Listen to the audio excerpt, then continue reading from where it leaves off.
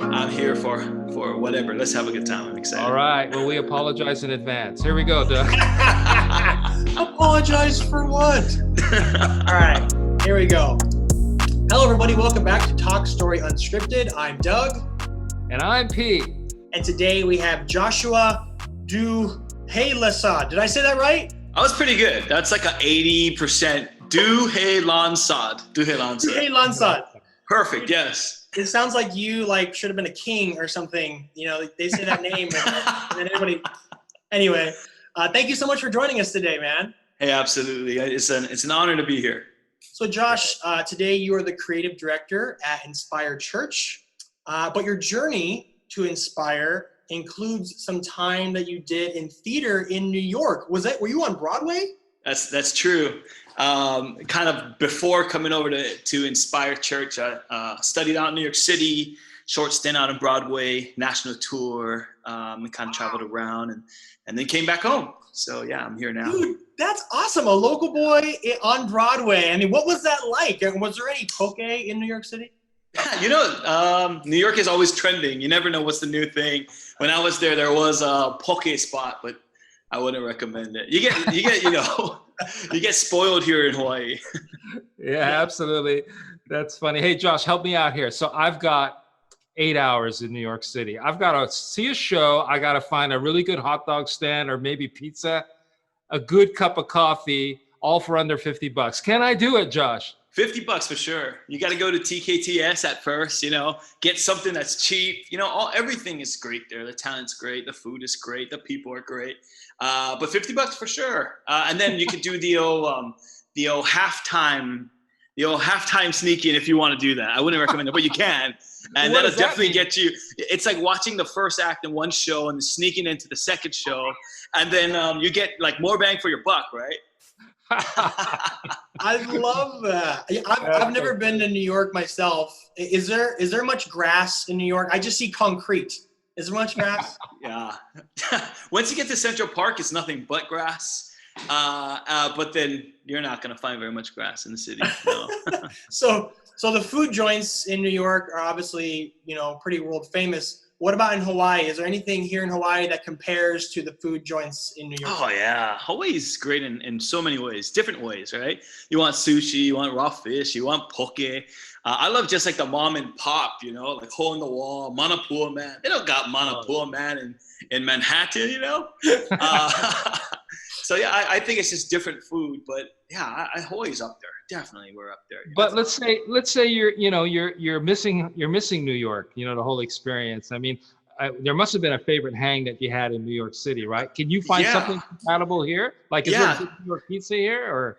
Well, maybe not pizza. It's kind of a hard one. I like JJ Dolan's pizza, but it's not necessarily New York style. This is going to sound really weird, but New York City is a melting pot of its own kind of sort. A lot of European and different types of flavors out there. Where I went to college, Upper West Side. I'm an Upper West Side brat. There was a little Indian restaurant called Hampton Chutney. And it was a really big deal for a lot of the students, NYU students, Juilliard students. We all kind of would go there. And there's a little spot in the Ohana Marketplace where the old Sports Authority used to be. Oh, yes. It's called Ganesh. I don't remember the name. I think I know what you're talking about. Yeah. It's a dosa. It's almost like a quesadilla, but made with a different type of, dough.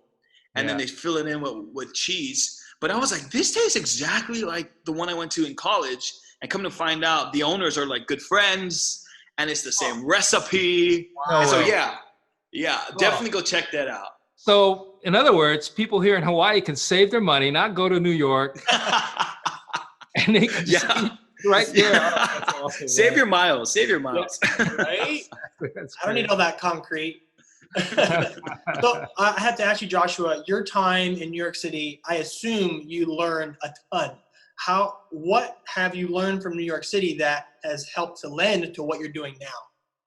Yeah, I think the first thing, and I just think this is how God works, right? It's you're always getting experiences, and I think as creatives and as we kind of move on forward in our careers, It's the people that are always looking and learning are the ones that are bringing in fresh, new, innovative ideas. And that's the one thing about New York City. You know, everyone's out there. Everyone's willing to take a shot. Everyone's willing to jump. And you know that if you don't jump and you don't take that shot, you never know what it's going to look like. And I think that's probably the biggest thing that New York taught me was, you know, just go. You're going to fail. It's going to happen. But as you keep on jumping, just know you're getting better. And that's just part of the process. Failure is an option that you can either receive or you can reject. But New York City is a ton of people that receive rejection the proper way. It's almost like a rite of passage, right? So I think that's really helped me in Hawaii, just knowing, hey, just keep on, keep at it, you know, and it'll pan out. God will provide the way. So I think that's really helped me. That's awesome. That's awesome. So now you're leading creative teams at Inspire Church. Correct. And I've been to the church and I love what you guys are doing. But how do you get a team together? What does someone do to get on the team? Do they have to like sing a line from Cats or Les Mis or what? Hillsong, Oklahoma, you know, a lot of is. You need like all three. Yeah. Well, I mean, first of all, I'm a son of the house. I just want to thank Pastor Mike and Pastor Lisa, our spiritual fathers and mothers here. And you know, I always just take Pastor Mike's leadership and guidance. And I think that's the first thing for us in Inspire. It's just knowing that God is really speaking to our pastors. He speaks to us as well, but I know that I've come under the authority of Pastor Mike, and it starts there. It starts there. Are you a son of the house? Are you a daughter of the house? You know, do you know who you are? Your identity in Christ. And then from there, we can look at skill sets. But you can't change the basics, the sturdy foundation. And so everybody here in Inspire, you know, we love to be inspiring and be inspired. And I think it starts with Pastor Mike and Lisa. And I just want to publicly thank him, you know, for him and just even setting up this with Kahlo. You guys are doing a great job. And so I think when we start to build a team, I think the secular world will look at skill sets and then like output and then some sort of metric. But for us, it's first, where's your heart? Is it servant based? Where is Jesus? And then we move from there. And I think that's kind of how that works for us. Yeah. That's great. I mean, it's incredible to see that you are working in unity. You know, you're getting a team together and everybody's on the same page. You know, I struggle with that. You know, it's hard to get someone on the same side as me, Doug. I mean, sorry, I didn't want to mention any names. But, so is there like a secret sauce? Is there one thing that you would help me to get people on the same team? Maybe there are other churches that are watching going, man, that's a struggle. Sure. What's the first option? What's the first thing to do? Yeah, for sure. I think direction is set by our senior pastors. So we know where we're going.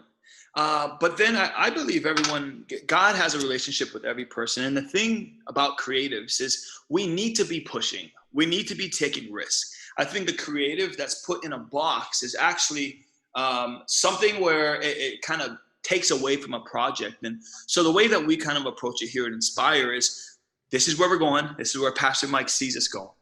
Pray about it. What did God bring to you? And we kind of have this open, collaborative feel. And it really is Ohana. It's, if you're the tech guy that does, you know, computer coding, you can speak into the marketing. If you're a marketing and branding engineer and you do email marketing, you could speak into graphic and the thought process there. Because we all have a different view. And so I think when you start to create projects, when you start to know where you're going to go, what you want to do is you really want to listen. You really want to write it all down because we know that God works through everyone. And there are no crazy ideas. I mean, there are crazy ideas. A few. Yeah. You know, extroverted creatives have creative, crazy ideas. But I think in my position or any type of leadership position, what you really want to do is you want to encourage them to dream and pray, and then really put it down on paper on the board, and then start from there and say, okay, what are our top kind of, you know, directions here, and how can this fulfill what Pastor Mike is seeing? And so that's kind of how we started off. That's awesome. I love that. I love that you're open for everybody to input, right? If you're the janitor and you have a really cool idea that comes to you, you're like, okay, let's hear it. What do you got? I love that you guys incorporate that. And I got to say, man, as I'm looking at some of your credentials on your resume, as I'm reading about you, you're an actor. You do choreography, musical theater, voiceover acting. You play musical instruments like the guitar, ukulele, bass, drums, piano. But one thing that you don't have, Joshua, that I'm thinking you might be interested in is that I actually play the nose flute. And I recently had a rendition I want to play for you now. Are you ready? Please, yeah, go for it. Yeah. This makes sense. Feeling it?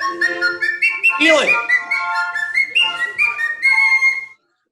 I hope you felt that. And just so you know, I don't know if your worship team has any openings, but I'm available. Yeah, only in our big conferences for solos.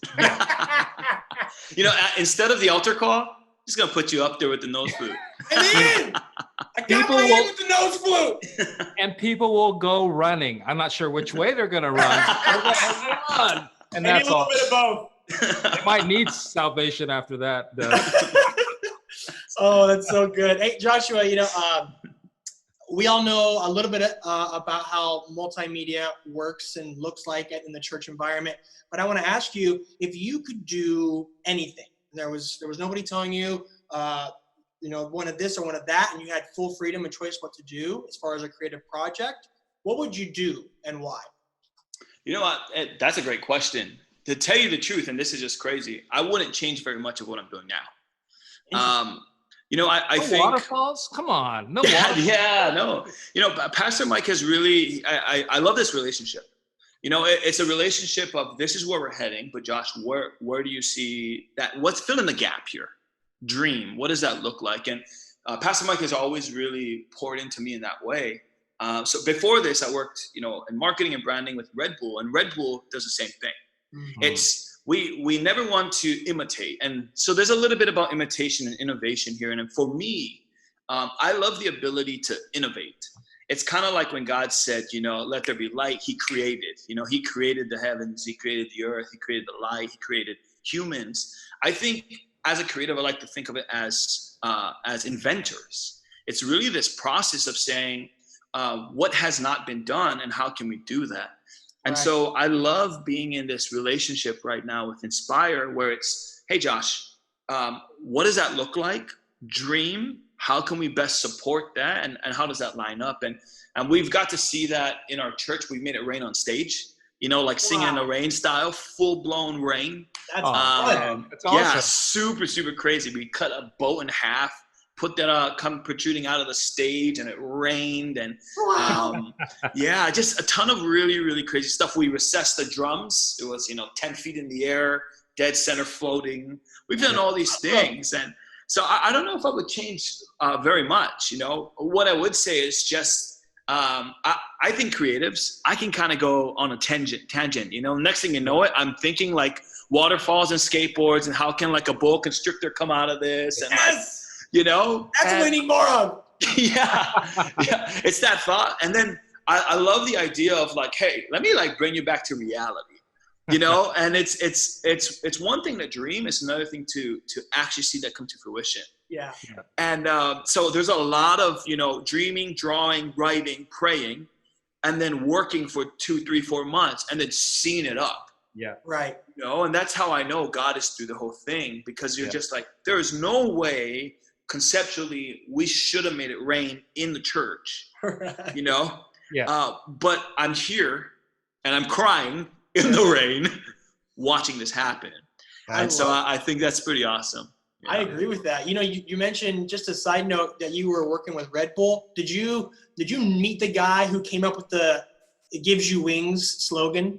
Dietrich's. Yeah, well, I met him through passing. He's actually a really, really cool guy. Most of the Red Bull guys are from Austria or some part of Europe. But I was here on the Hawaii team and was very involved there. And so, it was great. That's awesome. He's a genius, by the way. He really knows what he's doing, Yeah. Who would think an energy drink? Who would think an energy drink would do all this crazy stuff, right? I mean, I guess it makes sense, but wow, they don't pull any, they don't hold anything back. That's for sure. No, it was actually that thought process for them, and this is where I found a lot of creativity. There was no energy drink category. You know, so they were like, this is not a soda. This isn't a alcoholic beverage. Yeah. This isn't even Gatorade. We're going to make our own thing. And it's that approach to everything that we get the opportunity. I see what Hillsong's doing, and they're awesome, or New Hope, Fred, everybody, they're awesome. But what does God have in our lane? What has he called us to do in our creative, in innovating and creating something? So I kind of see that through Red Bull and even a lot of our church and how that's situated. That's awesome, dude. So with all that's happened over the past few months, we don't even need to, it's been crazy, right? And it's really pushed the church a bit and caused us to think different, right? So what are some of the things that you have had to do and the lessons you've learned from it? And what does the future look like when you think about what we've gone through? Has it changed your future? Has it made you think of things that maybe you didn't think about? Oh, absolutely. Absolutely. I think being creative, we are the ultimate problem solvers. So God's given us some skills. And then I watched Thunder. I love Thunder. Thunder and Ron. I saw that podcast. I was like, go Thunder, get it. I love his approach. He kind of hit it on the head. He said, you got skill sets, but it's the ones who work and cultivate and are intentional with their skill sets that kind of make it to the next level. That's how it is on Broadway. Everyone is talented. Everyone is actors. Everyone has flown in from someplace to be the next big someone. It's the 2% that put in the extra time to really honing and harnessing their craft. And I think that's where we're at today. It's the understanding that, we're creative. We need to be solution oriented.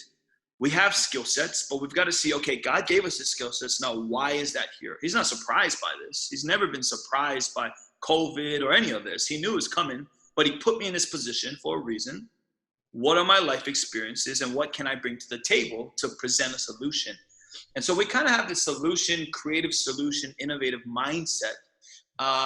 It's interesting because communication is not changed. When we were meeting in face-to-face, it was communication. When we were preaching from pulpit to live people, it was communication. Right. It's just the method of that communication has changed. And how does that look and how do we respond? The responses are very different. When you're singing in front of 2,000 people, you feel it, and that's when you feel the hand going up, like, but it's really hard to make that connection through Zoom.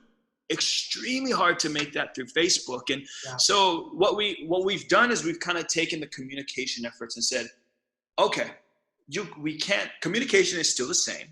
We still need to be meeting people and reaching people for Christ. We're still sharing the gospel. We're still getting after it.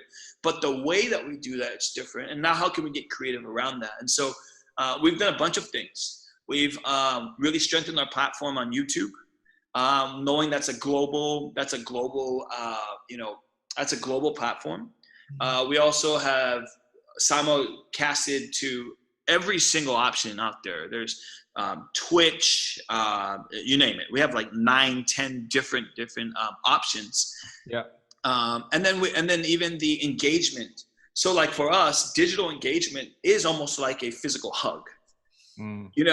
In Hawaii, it's weird. You grow up here. I grew up in Honokaihale, right outside of Nanakuli. And you hug everybody. I don't care if they're your auntie, uncle, brother, sister, everybody, how's it, how are you? We can't do that. And it's hard. But for us, there's an actual digital engagement, which means how are we following up? How are we reaching people? And that's by words, it's by emojis, it's by sending a photo of some sort. And so we've really had to tailor how we approach our communication. But the gospel is still the same. Pastor Mike is still bringing the fire. We still have amazing worship. And so it's just kind of tweaking little things here or there. Yeah, that's really cool, man. I love what you shared in the beginning of what you were saying about so many people come to to New York to learn or to Hollywood to be an actor. It's that 2% that put that extra effort. Is there an actor or a director, creative person out there that has inspired you? Oh yeah, absolutely. Greg Zane. I don't know if you've heard of Greg Zane. He's a graduate of Punahou. He comes in, he guest directs. He is a ballet dancer.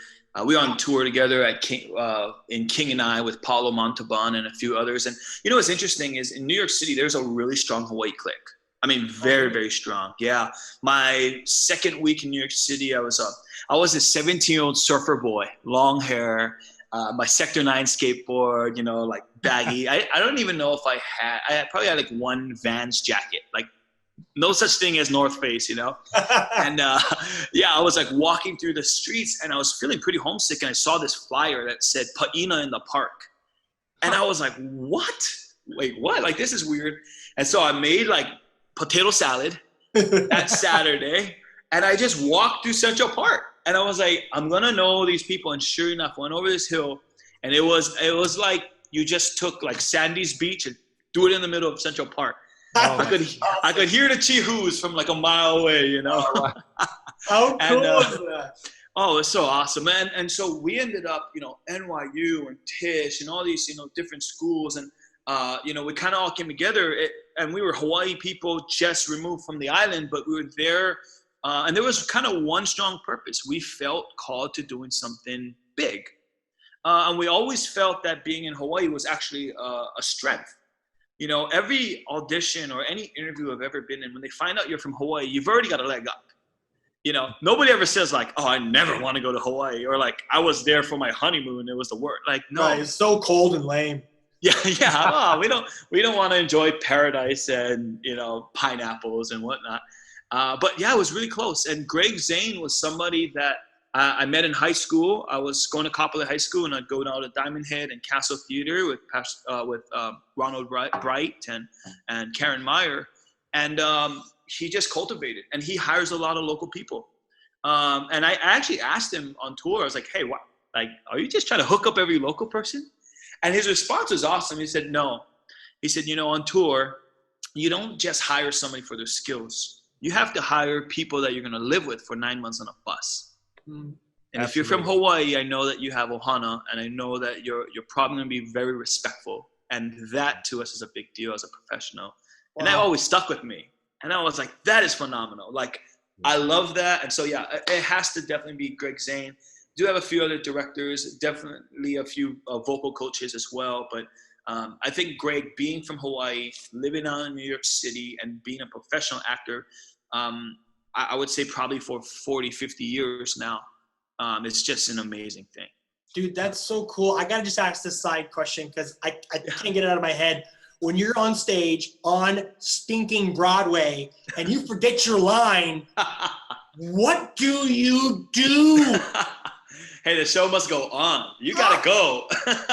Did somebody take over your lines for you? What happened? No, it's you get used to it. That's part of the training, The way we look at it is you practice so much. I mean, you really do.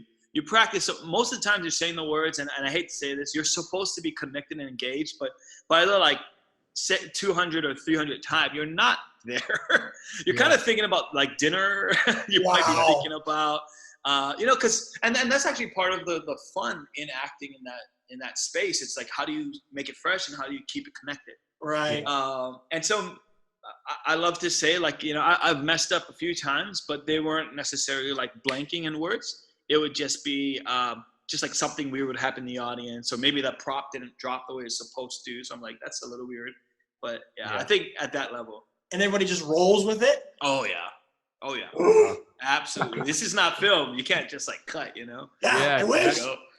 It's a little bit like, I heard The Edge, a guitar player for U2, say that's, playing concerts, sometimes it's so boring because, you've played this song a gazillion times. But the thing is, you have to play it like it's the first time you've ever played it. And it's having that's part of the acting part, right? They're really feeling engaged, so that people are buying it. You're selling it like, hey, this is what I'm doing. But getting back to church, church is all about worship, and it's all about the message and sermon. As a matter of fact, some people think that creative production, is kind of like not important, and really it kind of takes away from what church really should be. What do you have to say about that? People who would say that? Yeah, I mean, hey, everyone has an opinion, and I love that you have an opinion. My personal opinion is, if you look in the Bible, God, Jesus, Paul, anybody, especially Jesus. I mean, you look at how it was presented, very different, and there's tools and there's tips to it. Jesus is on a mountaintop. Okay, what is that telling me? That means there's a focal point. That means there's an upstage and a downstage. That means that everybody, if you're on the top, you get a good angle at what he's saying. It's presentation. Jesus goes on a boat, pushes himself out. It gives people this wide-eyed angle, and everybody gets an opportunity to hearing the message. If we always remember that the message is important, that is one. What is God's word? And then we build around it. I don't see any problem because we're standing on the foundation of God's word. Right. Where we can go wrong is when we're standing on the foundation of what looks crazy. Give me the new fog. What is the cool beam of light? Right. You know, if you go backwards and you say, this is being sung, this fog makes sense for this light because of this. Right. I believe the experience or the packaging of what we're trying to do, the presentation, is actually enhanced. And there's a lot to be said with why people do what they do. It's a psychological thing in our mind. Why do people raise their hands? Or what makes somebody feel so comfortable that they can actually feel in a room of 2,000 people that it's them and God? You know, and that's what we're trying to do, is environmental. If you keep the lights extremely bright, it's hard for people, especially newcomers. You keep the lights down where people feel it's a little more intimate. We're creating environments and atmospheres for people to really, we're just trying to nudge them in a direction of, hey, it's just you and God. You know, the message, that's God's word being presented through our pastor, and it's presented in this way. And so I think technology sometimes gets in the way of the word. And I think for us, or for me specifically, we need to go opposite. What is the word saying? How are we going to support what God's saying with whatever means we have? And we're going to do everything we can to present that in a way that people feel comfortable and can receive it. I love that, Joshua. I love that you start from that foundation and work the other direction, as opposed to what's cool, what's fancy, what's going to make people go, ooh, ah. Right. I love that foundation. And that kind of leads, I think we only have time for one more question. And I just want to ask you, you know, Inspire is a fairly large church. But what about the small church that doesn't really have much of a budget, much of a team? You know, how can they still make an impact and develop creativity within a church setting? Yeah. I think, well, two things. One, we got to know your purpose. If the church was 4 people, we would still be here doing everything. It does not matter about how many, it's about the impact, and whatever God calls us to do, we're going to do. And so I think the first thing is tying your purpose and knowing if you're called to 100 people, then give it all you can for the 100 people. The second thing is honest reflection. It's one thing to say, I see Elevation doing this, so now I want to do all these things. Again, that's imitation. I would really encourage someone to say, go for the innovation. What do you have? And say, we're going to use this, what God's given us, to the best of our abilities. And this happens in our church too, you know. We see the $10,000 lights and the the rotating stage that costs $200,000, you know. Wow. But for us, let's not look that way. What did God put in front of us? Because again, if we steward what we have now, He's going to grow. And let's leverage and maximize every light, every single inch of this space. And so that's something I would encourage them to say, hey, be honest in where you're at. Don't try to be somebody that you're not, and also know what your purpose is as a creative team, because then you're going to actually tie everything together for the pastor. And for us, that's one of our greatest joys, is when we work together and the pastor has an idea, and then we deliver in a way where he's like, I didn't even see that. Whoa. and it's always celebrated with did you see how many people came to Christ today? And that's and so even your creative, your connection, all of that, if you measure it with lives that were touched for Jesus, it changes the game. It changes the game. That's so good. It's really great stuff to hear, and it's exciting to see what you're doing there.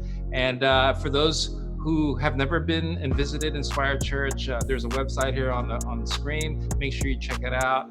God bless everybody. And again, Josh, thanks for being on Talk Story Unscripted. Aloha. Aloha.